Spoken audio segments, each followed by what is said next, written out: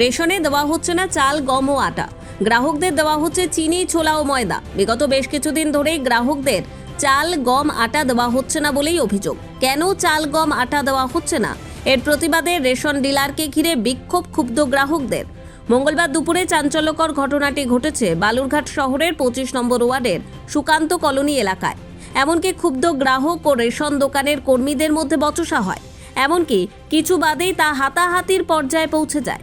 যদিও রেশন মালিকের তরফ থেকে জানানো হয়েছে তাদের কাছে যা জিনিস এসেছে সেগুলোই তারা দিচ্ছেন। পুরো বিষয়টি খতিয়ে দেখার আশ্বাস দিয়েছে জেলা খাদ্য দফতরের আধিকারিকরা।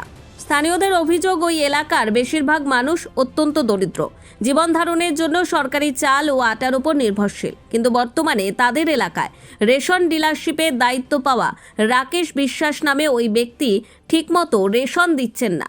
তিনি প্রায়ই মালপত্রের ঘাটতির অজুহাত দেখান এবং অনেককে 1-2 মাসের বকেয়া রেশনের স্লিপ ধরিয়ে দেন।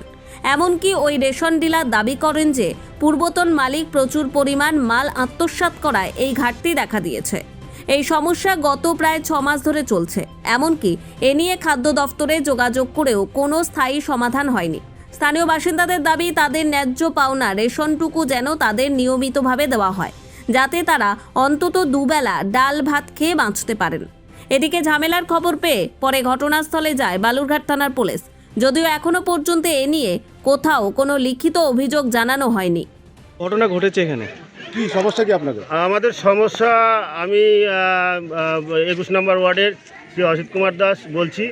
আমাদের সমস্যা, আমরা দরিদ্র মানুষ, তো আমাদের চাল, আটা এগুলো দরকার।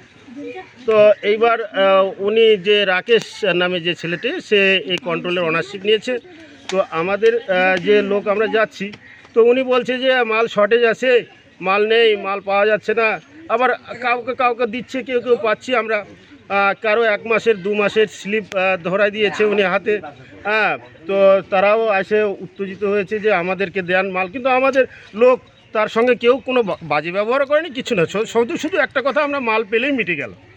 তো এইবার আমরা জনগণ আমরা চাচ্ছি আমাদের যে ন্যায্য পাওনা, সেটা যদি আমরা পেতাম, তাহলে আমরা দুটো ডাল ভাত খেয়ে আমাদের জীবিকাটা নির্বাহ হতো। এই অন্য কিছু পাচ্ছেন না কেন? আপনি পাচ্ছি না। উনি যেটা দেখাচ্ছে, উনি বলছে যে এর পূর্বোক্ত মালিক যে ছিল তার সে 600 বস্তা মাল মেরে দিয়েছে। আমি এখন কে ছিল আগে? এর আগে ছিল বাপ্পা গুহ, কিন্তু অরিজিনাল মান্তু গুহ ছেলে বাপ্পা গুহ। তো এই অরিজিনাল যে ডিলারশিপ, সে নাকি, তার নাম নাকি, সে বলছে রথিন মজুমদার। সে এখানে থাকেও না, বলছে শিলিগুড়িতে থাকে। তা আমরা সাধারণ মানুষ কোথায় কাকে ধরতে যাব বলেন দেখি? আচ্ছা, আপনারা ঊর্ধ্বতন কোনো সরকারি ইয়েকে জানিয়েছেন, খাদ্য দপ্তরকে? খাদ্য দপ্তরকে এখনও জানানো হয়নি। তো ফোন করা হয়েছে, উনি গড়িমসি করছেন, উনিও আসছেন না এতক্ষণ। বা এর আগেও একবার আসছিল ওইখানে নাকি, সেখানে দীপালীনগর 3 মাস আগে আসছিল। তারপরে আমাদের সমস্যার সমাধান এখনো আমাদের কতদিন ধরে এই সমস্যা আপনাদের? এই অনেক, এই মাস 6 হলো উনি নেবার পর থেকে, এই মানে রাকেশ কুমার নেবার পর থেকে এই সমস্যাটা অহুরাহু হয়েই যাচ্ছে। কি দিচ্ছে? আমার নাম শ্রী অসিত কুমার দাস, পিতা শ্রীকান্ত কুমার দাস।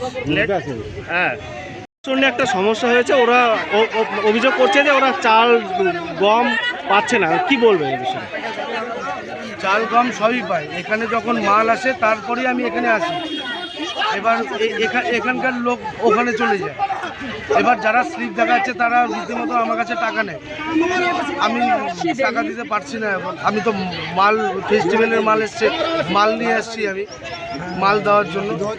এবার আমি তাও বললাম যে শুক্রবার দিন এসে তাই আমি মাল দেবো, ওরা শুনছে না। ওরা বলছে যে না, আজকে দিতে হবে, ইয়ে করতে হবে। আমি ওই জন্য আমি এখানে দাঁড়িয়ে আছি। ওরা ফোন করেছে এখানে ওখানে। মানে মালের বদলে অনেকে টাকাও নেয়, মানে মাল নেয় না, অনেকে ক্যাশ নেয়, টাকা নেয়। হ্যাঁ, প্রচুর লোক। কি নাম আপনার?